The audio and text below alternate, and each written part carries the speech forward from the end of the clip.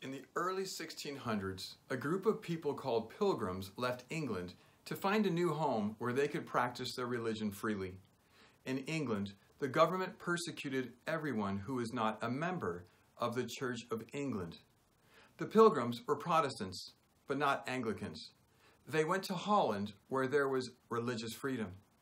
In Holland, the Pilgrims could practice their religion freely, but they were not happy. Their children were learning to speak Dutch, practice Dutch customs, and were losing their English identity. Also, in England, the Pilgrims had been farmers, but in Holland, they lived in cities. Because of these reasons, the Pilgrims decided to leave Holland. After returning to England for a short time, the Pilgrims left for America in 1620. The King of England had allowed them to settle in Virginia. While at sea, a storm hit, and they sailed off course over 600 miles north of Jamestown. After traveling 65 days, they landed their ship, the Mayflower, in the New World. Before stepping ashore, they wrote the Mayflower Compact, a short paper declaring every person's intention to glorify God, follow the laws, and to honor the King of England. They wanted to make it clear to the king they were not intentionally founding a settlement far from Virginia. The Mayflower Compact was the first self-written constitution in North America. 102 English citizens set foot in America and founded Plymouth in present-day Massachusetts. The Pilgrims stayed on their ship until they could build homes out of the wood from the forest.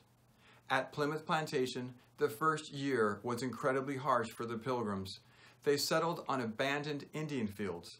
Of the 102 settlers, 45 died within a few months. Of the 18 women, only 4 survived that first year. The Pilgrims were unaccustomed to the harsh winters of the Northeast and did not know which crops grew best. Afraid of the Indians, who had attacked a Pilgrim exploring party, the Pilgrims leveled and planted corn over the graves when they buried their dead. They did this so the Indians would not know how weak the Pilgrims were. One day in spring, an Indian man named Samoset walked up to the Pilgrims and to their surprise said, "Welcome, Englishmen." Samoset had learned English from English fishermen who traveled to the American coast for the abundant fishing. He introduced the Pilgrims to Squanto, who had lived among the English speakers for a time as a slave. When Squanto regained his freedom, he went back to his people in America. Squanto taught the Pilgrims what crops to grow and how to use fish as a fertilizer. He also acted as a peaceful contact between the Pilgrims and the most powerful Indian of the area, Chief Massasoit. In the fall of 1621, the Pilgrims, a very religious people, decided to set aside a time to honor God and give him thanks for all of their blessings. It is amazing to think of the faith, courage, and humility of these people. In a year, half of them had died in a cold and cruel climate. They were far from their friends and comforts, and still they wanted to set aside several days to give God thanks for their blessings. They invited their neighbors, the Indians, to show them thanks for their help and to include them in the feast.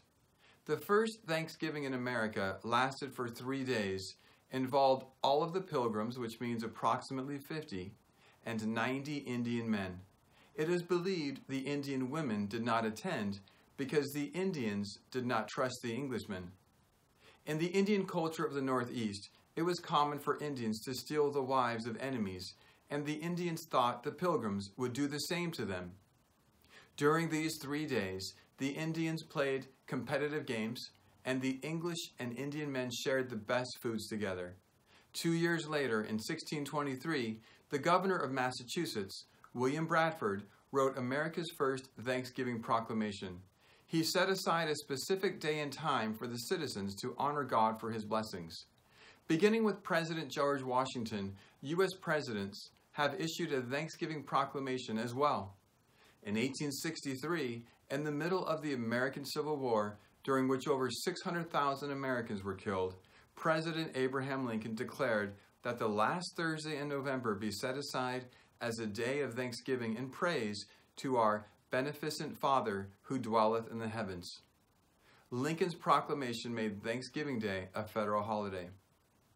In Plymouth Plantation, just as in Jamestown, the settlers first tried to share everything, including land, work, clothing, food, and drink. But, as in Jamestown, there were always shortages, and there were those who would not work and so benefited from the work of others. In 1624, each family received its own land, and from that time on, Plymouth Plantation was a success. The industrious worked hard, saved, and grew in wealth and in self-sufficiency.